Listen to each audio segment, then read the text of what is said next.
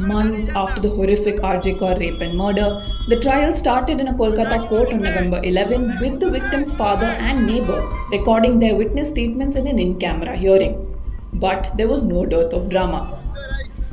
The main accused, Sanjay Roy, a Kolkata police civic volunteer arrested in connection with the case, was produced before Judge Anirban Das.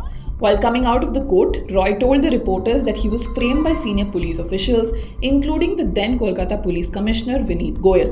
আমি নাম বলে দিচ্ছি দিলীপ গোয়েল যিনি আছেন DC special ওনারা নিজেই আমাকে ফাঁসিয়েছে দিলীপ গোয়েল ডিসি স্পেশাল ওনারা নিজেরা সাজিদ করে আমাকে ফাঁসিয়েছে সব কিছু ওরা Here are other significant details of this trial.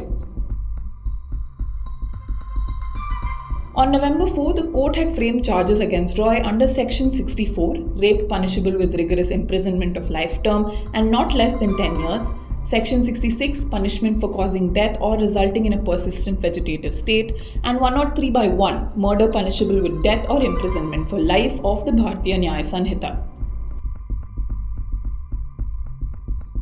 The CBI, which took over the probe from the Kolkata police on the direction of the Calcutta High Court after the incident sparked a nationwide outrage, in its 45-page charge sheet submitted to the court, has listed 11 pieces of evidence, from forensic to documentary, holding Roy the sole accused in the crime. The CBI claimed the victim's blood was found on Roy's jeans and shoes. Also, Roy's hair and a Bluetooth earpiece synced with his cell phone were found from the crime scene. The report of the swab taken from the area around the crime scene showed presence of Roy's saliva, as confirmed by the DNA report, the central agency said.